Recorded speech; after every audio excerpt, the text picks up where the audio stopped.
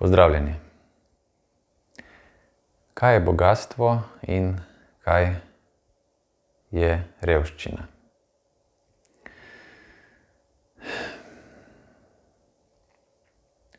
Danes imamo za bogate tiste, ki imajo veliko materialnih stvari in so veliko dosegli v tem našem površinskem svetu, trenutno.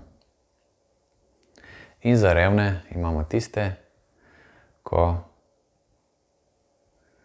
nimajo veliko materialnih stvari, nimajo s čim se pokazati in vsaj navzven, še enkrat, vsaj navzven, niso veliko dosegli. Kaj pa, če je to zmotno razmišljanje ali celo pogled na dejansko situacijo oziroma stanje, ki trenutno prevladuje v svetu, v katerem živimo? Kaj pa, če je tisti bogat po današnjem standardu dejansko reven, duhovno reven?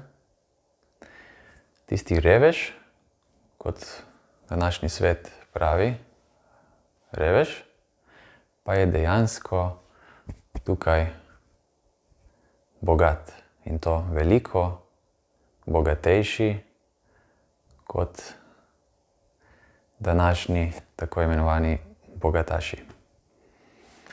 Tisti, oziroma tiste, ko imamo za revne, so dejansko res veliko bogatejši, kot si mislimo. Ker oni so dejansko izkusili, kaj pomeni živeti v materialni revščini, kar te seveda privede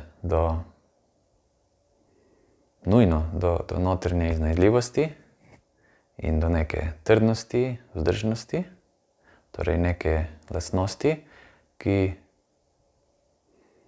drugače niti ne bi se posegalo do njih. In dejansko so te današnji reveži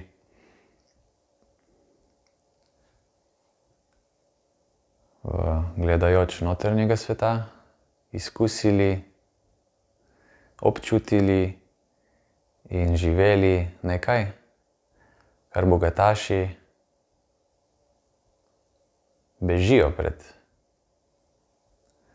Ja. Dejansko so vsi današnji bogataši, tako večina, bi lahko rekli, da bežijo pred nečem. Pred določenimi občutki, ki jih držijo v sebi. In so zato iz neke globlje slike veliko bolj revni tukaj, kot pa tako imenovani današnji reveži oziroma revščina. Seveda ne gre zdaj to dopustiti v nek ekstrem. Ekstremno reven biti, nič imeti, pomeni najbrž tudi umreti. Tako da pri vsaki stvari je važno, da se dobimo na pola puta oziroma nekje na tisti zlati sredini. Ne preveč bogat in ne preveč reven. Tako da ravno plavamo na gladini, brez da nas popelje v kak ekstrem, ker ekstremi so namreč lahko tudi usodni, pa četudi v ekstremno bogato smer po današnjih standardih.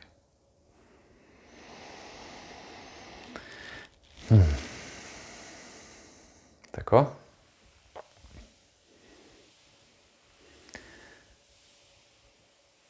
Ne smemo si dovoliti preslepiti in misliti, da če nimamo veliko za pokazati, da smo nujno revni oziroma celo nič vredni v tem svetu. Na koncu se vedno izkaže, da je važna resnica, ker resnica je neizpodbitna in vedno na koncu, vsaj na koncu, prevlada pred tistim umetnim, pa čeprav tako lepim.